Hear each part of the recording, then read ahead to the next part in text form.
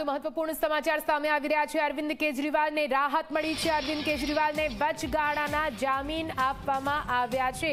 મોટા સમાચાર સામે આવી રહ્યા છે દિલ્હીથી, જે અરવિંદ કેજરીવાલને વચગાળાના જામીન આપવામાં આવ્યા છે। આપને જણાવી દઈએ, દિલ્હીના મુખ્યમંત્રી અરવિંદ કેજરીવાલ જે થોડા સમયથી જેલમાં હતા, જો કે તેમને રાહત મળી છે। સુપ્રીમ કોર્ટ દ્વારા અરવિંદ કેજરીવાલને જામીન આપવામાં આવ્યા છે। આપણી સાથે વાત કરવા માટે આપ નેતા ઈશુદાનભાઈ ગઢવી જોડાઈ ગયા છે। ઈશુદાનભાઈ, અરવિંદ કેજરીવાલને એક રાહત મળી છે, આખરે સુપ્રીમ કોર્ટે તેમના જામીન મંજૂર કર્યા, કઈ રીતે જોઈ રહ્યા છો આપ? બિલકુલ, માનનીય અરવિંદ કેજરીવાલજી જે રીતે ભાજપે અરવિંદજીને ફસાવવાની પૂરી કોશિશ કરીને એમનો એક ટાર્ગેટ હતો કે ભાઈ ગુજરાત સહિતની ચૂંટણીઓમાં પ્રચાર ન કરી શકે, અને સ્વાભાવિક છે કે એક મુખ્યમંત્રીના સિટિંગ મુખ્યમંત્રીને પહેલી વખત કોઈ નિવેદન ઉપર, એમાં 9 નિવેદનોમાં એમનું નામ નથી અને 10મા નિવેદનમાં એક નિવેદનમાં નામ લેવડાવી આરોપીને સાક્ષી બનાવી એને છોડી દેવો અને આમને મેન આરોપી કરી અને જેલમાં નાખવાની જે ભાજપની મનસા હતી, અદાલતે આજે માનનીય સુપ્રીમ કોર્ટે એમને આજે વચગાળાના જામીન આપ્યા છે। અમને ખૂબ આનંદ છે। માનનીય અરવિંદ કેજરીવાલજી 3 વખત ખૂબ લોકપ્રિયતાથી ચૂંટાયેલા મુખ્યમંત્રી છે।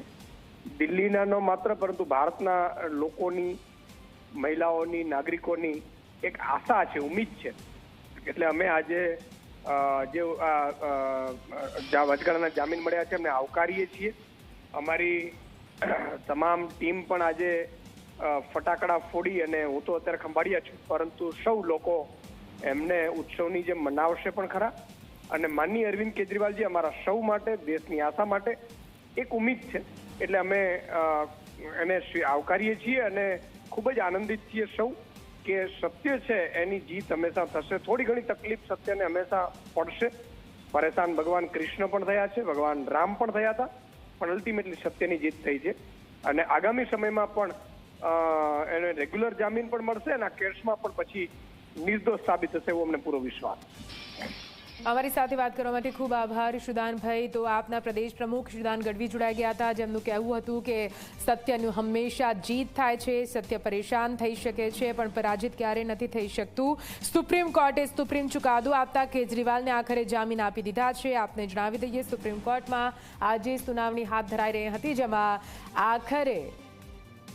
આખરે અરવિંદ કેજરીવાલને જામીન મળી ચૂક્યા છે।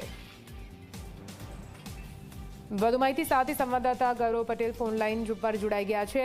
ગૌરવ, આખરે સુપ્રીમ કોર્ટે અરવિંદ કેજરીવાલને જામીન આપી દીધા? જી ચોક્કસ એવું કહી શકાય કે જે દિલ્હીની લીકર પોલિસી હતી, લીકર પોલિસીમાં જે ગોટાળા થયા હતા તે સંદર્ભે અગાઉ જે આમ આદમી પાર્ટીના નેતાઓની ધરપકડ થઈ હતી અને દક્ષિણ ભારતના એક મહિલા નેતાની ધરપકડ થઈ હતી, તેના નિવેદનના આધારે કેજરીવાલની પણ લીકર કૌભાંડમાં ધરપકડ કરવામાં આવી હતી। જામીન માટે લાંબા સમયથી કેજરીવાલે અનેક કોર્ટમાં સંપર્કો કર્યા હતા, કોર્ટમાં અરજીઓ કરી હતી। છેવટે સુપ્રીમ કોર્ટમાંથી આજે તેમને રાહતના સમાચાર મળ્યા છે અને કેજરીવાલને સુપ્રીમ કોર્ટે વચગાળાના જામીન આપ્યા છે। આ વચગાળાના જામીનની ચૂંટણીઓ પર અસરની વાત કરીએ તો જે 3 તબક્કાના મતદાન પૂર્ણ થયા છે, બાકીના જે તબક્કા છે એમાં મતદાન થવાનું છે, ત્યાં ઇન્ડિયા ગઠબંધનને એક સ્ટાર પ્રચારક રીતે કેજરીવાલ મળી શકે છે। જી બિલકુલથી વાત કરવા માટે ખૂબ આભાર। તો આપને જણાવી દઈએ, અરવિંદ કેજરીવાલ છેલ્લા 40 દિવસથી તિહાડ જેલમાં હતા। તેની વચ્ચે લોકસભાની ચૂંટણી પણ યોજાઈ રહી હતી। આપ દ્વારા સતત આક્ષેપો કરવામાં આવી રહ્યા હતા કે જે કાર્યવાહી કરવામાં આવી છે તે ગેરકાયદેસર છે। આ બધાની વચ્ચે સુપ્રીમ કોર્ટે મોટી રાહત આપતા અરવિંદ કેજરીવાલને 1 જૂન સુધીના જામીન આપી દીધા છે। 2 જૂને તેમને સરેન્ડર કરવું પડશે, હાજર થવું પડશે। આગળ વધીએ, જૂનાગઢની વાત કરીએ। ગિરનાર પર્વત પર ફૂંકાયો ભારે